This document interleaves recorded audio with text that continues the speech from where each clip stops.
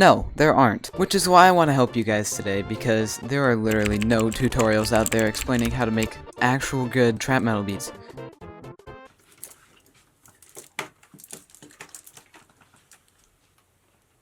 So today I'm going to be showing you guys how to actually make something good.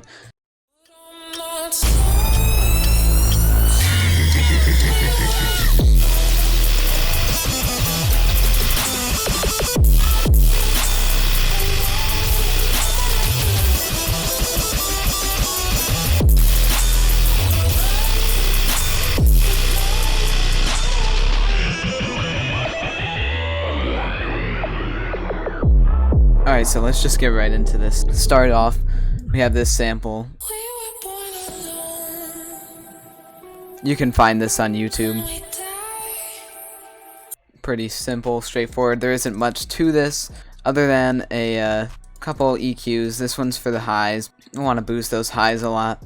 And low cut a little bit. And then this is for sidechain for later on, so not much done to the sample. Oh, and also it has stereo separation enabled all the way up. Next part, we have this really cool Reese. It's found in this kit right here. This kit is so good, and it's free.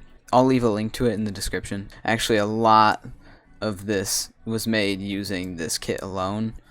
It has so much sauce in here, so many samples and presets, so check it out, please. Alright, so this is from there.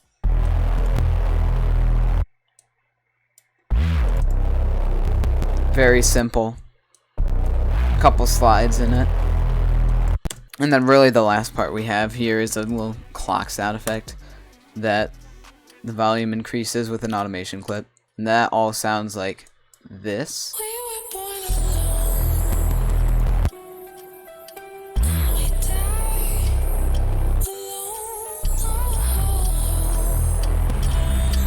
And then next right here, I also have a stomp and a couple like transition sound effects. Right here I have a little bass drop and a laugh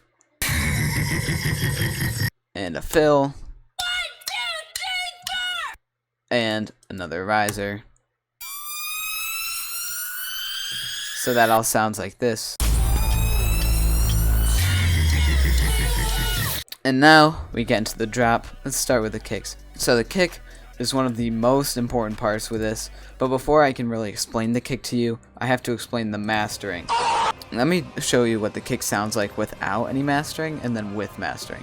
So yeah, without any mastering, the kick sounds like this, and then with all the mastering, it sounds like this. Very different sound. And I can show you all what I have here for the master. So we have a bunch of plugins here.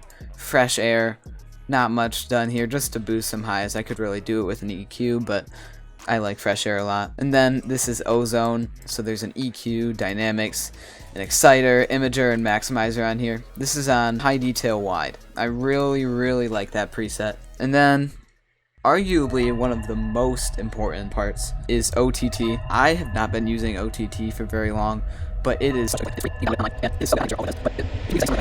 We do not care.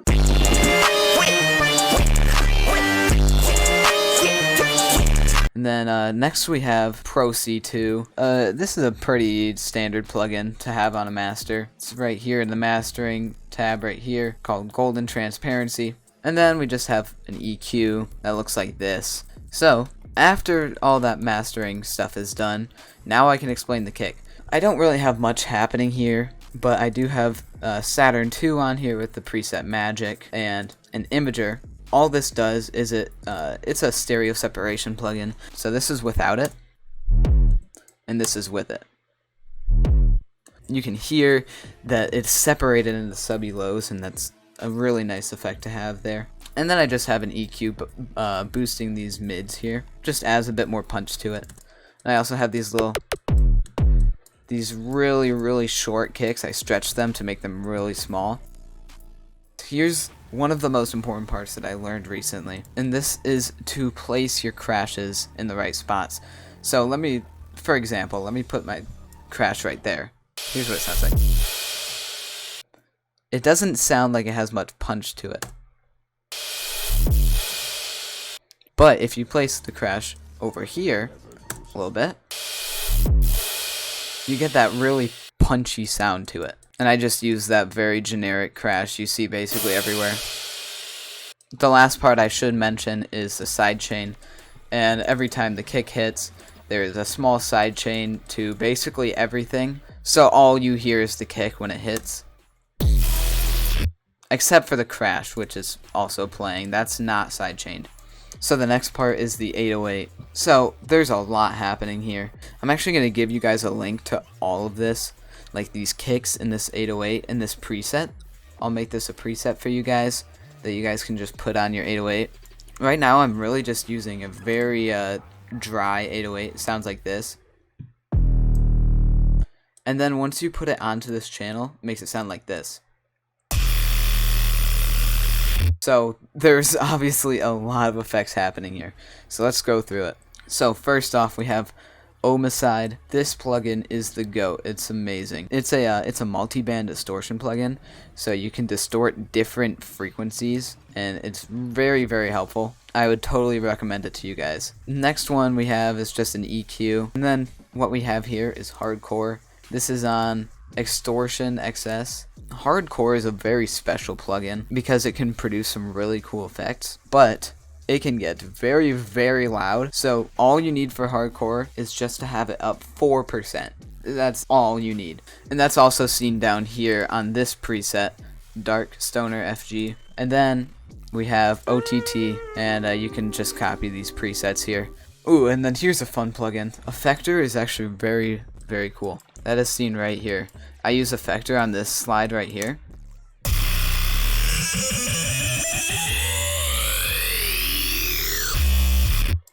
And I have an automation clip moving the X and Y parameters. And this is on the vocal preset.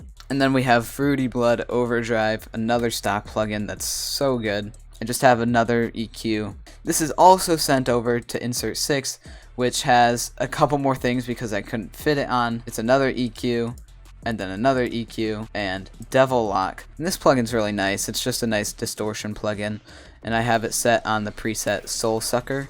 So that's really all the effects I have going on here, and I also have it separated, the stereo separation thing.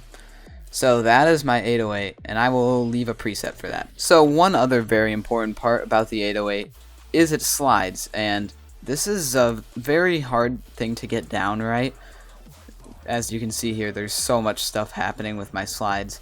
This is in C# minor, and really you just want to play around with sliding, especially in triplets. I like having my slides like this, about this length.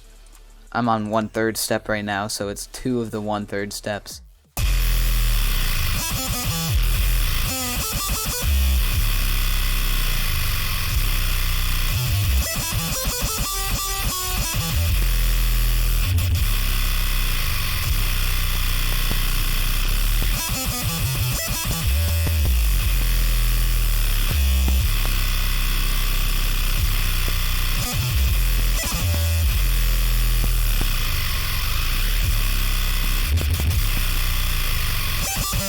Alright, we need to move on here. So I already explained the sample a little bit, but I also add a second layer that's pitched up an octave here.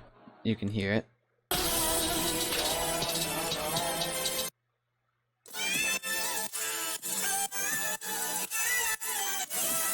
This one just has kickstart on it and panning plugin. For the drums and stuff, I have quite a few things happening. Let me play it all together.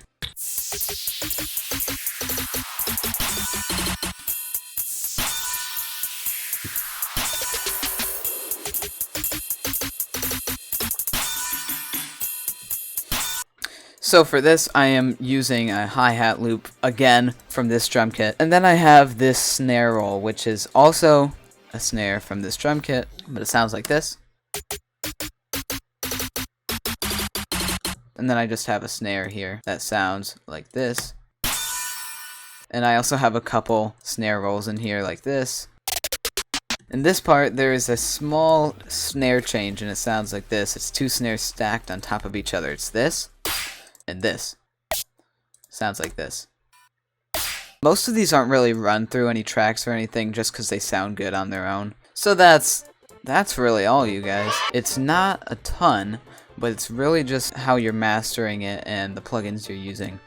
I've kind of been pushing this video off, but I felt like I really had to make it, especially because this is one of my favorite projects I've ever done. So go check out the description, because I'm going to leave some presets and sounds in there for you guys, and I think that will be very helpful for you guys. So thank you guys for watching. I'll see you guys in the next one. See ya.